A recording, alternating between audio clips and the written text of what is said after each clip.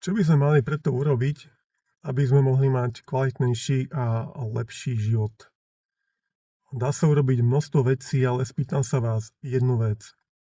Čo je potrebné k tomu, aby ste dokázali niečo vo vašom živote zmeniť? Napríklad schudnúť, zlepšiť si financie, zlepšiť si zdravie, zlepšiť si bývanie, skrátka čokoľvek.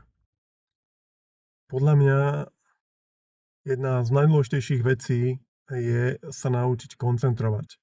Naučiť sa koncentrovať na to, čo je dôležité, dať tomu zámer, prioritu, čas a venovať sa tomu.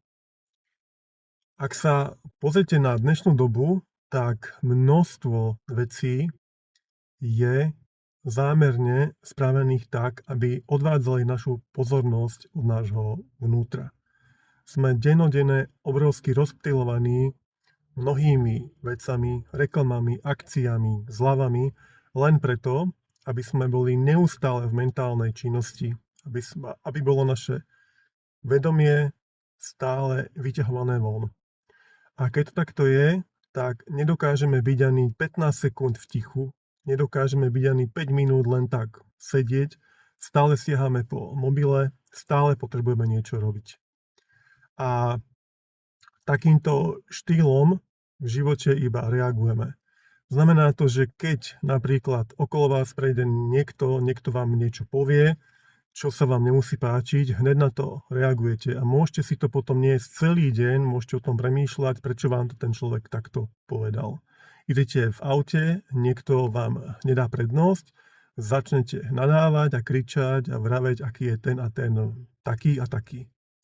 Jednoducho vaše vnútorné rozpoloženie je neustále závislé od toho, čo sa deje okolo vás. Niekto zvonku vám diktuje podmienky, ako sa máte cítiť. A v takomto stave nemôžete skutočne spraviť nič. V takomto stave bude váš život iba stále reaktívny, a reaktívny. Meniť môžete chcieť čokoľvek, ale pokiaľ nepôjdete do vášho vnútra, neskoncentrujete sa, nedáte prednosť tomu, čo je neviditeľné pred tým, čo je viditeľné, tak sa váš život nezmení.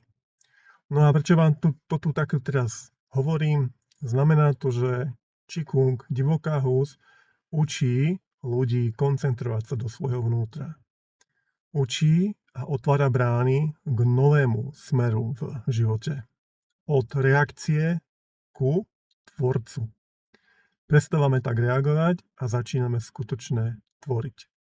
Qigong divoká hus za tie roky, čo ju učím a za tie roky, čo sa ju naučilo niekoľko ľudí v našich skupinách, môžem povedať, že s veľkou pravdepodobnosťou vám otvorí dvere do úplne iného bytia. Qigong divoká hus je rozsiahlá, veľká, mohutná, hlboká zostava, ktorá vám ponúkne to, čo pravdepodobne ešte teraz vôbec neviete, o čom netušíte. Môžete ju cvičiť v každom jednom veku, môžete ju cvičiť, keď ste nikdy nič podobné necvičili, môžete ju cvičiť, keď máte akékoľvek zdravotné problémy. Od toho to tu je. Takže pozývam vás na otvorenie novej skupiny pre začiatočníkov Qigongu divoké husy, ktorá sa otvorí v prekrásnom zrekonštruovanom mlyne, v ktorom sa nám všetkým skvelo cvičí v Skalke nad Váhom dňa 4.2., teda v stredu o 19:15 hodine. Takže keď cítite vo vašom vnútri volanie, keď vnímate, že toto je pre vás, keď cítite, že niečo chcete s vašim životom, so smerom, ktorý má váš život urobiť, tak poďte na to. Dostane sa vám úžasného vedenia, úžasných vecí, ktoré môžete rozvíjať, s ktorými môžete potom pracovať a otvoria sa vám brány do úplne iných dimenzií. A to myslím skutočne vážne. Takže 4.2. o 19:15 v mlyne Skalka nad Váhom sa otvára nová skupina Qigongu divoké husy. Teším sa na vás, majte sa krásne.